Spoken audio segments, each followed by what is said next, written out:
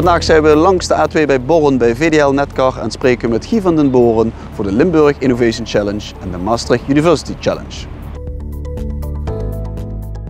VDL Netcar, een gekende naam, maar misschien toch in het kort, wat en wie is VDL Netcar? Allereerst welkom dat jullie hier zijn, hartstikke leuk. VDL Netcar is een onafhankelijke voertuigmanufacturer.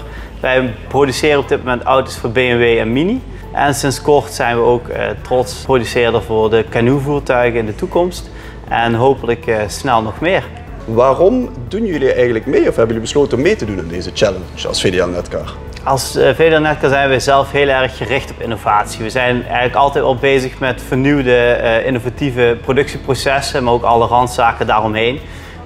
En de kans voor ons om mee te doen aan de Maastricht University Challenge is natuurlijk enorm groot. Enerzijds voor het exposure gedeelte, ook bij jong talent. En anderzijds om ook een keer vanuit een andere gedachtegang van jong talent naar onze redelijk starre productieprocessen ook wel een keer heen te kijken. Hoe belangrijk is innovatie in jullie branche? Zijn jullie daar dagdagelijks mee bezig? Absoluut. Ik denk dat innovatie het meest belangrijke is op dit moment. Als we altijd maar bleven doen wat we altijd deden, dan gaan we niet vooruit. En je ziet toch de oprukkende markt, zeker ook uit China en andere werelddelen, waarin wij dus gewoon innovatief moeten blijven en ons best moeten blijven doen om zo kostenefficiënt en kwalitatief goede auto's te blijven produceren voor onze klanten. Wat verwachten jullie van de studenten? Wat hopen jullie te verwachten? Nou, we hopen vooral eigenlijk te zien dat studenten met echte nieuwe ideeën komen. Dingen, zaken waar wij eerder nog niet aan gedacht hadden.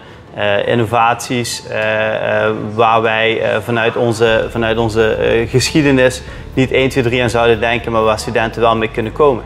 Uit jullie ervaringen die jullie reeds hebben op het gebied van innovatie, zou je nog een tip of een les mee kunnen geven aan de studenten die hier aan mee gaan doen, wellicht? Verras ons. Laat ons dingen zien die we nog niet eerder gezien hebben. Kom met ideeën die misschien niet voor de hand liggen. Neem ons hierin mee. Neem ons mee in deze mooie reis. Jullie staan voor bijna alles open. Absoluut. Dankjewel.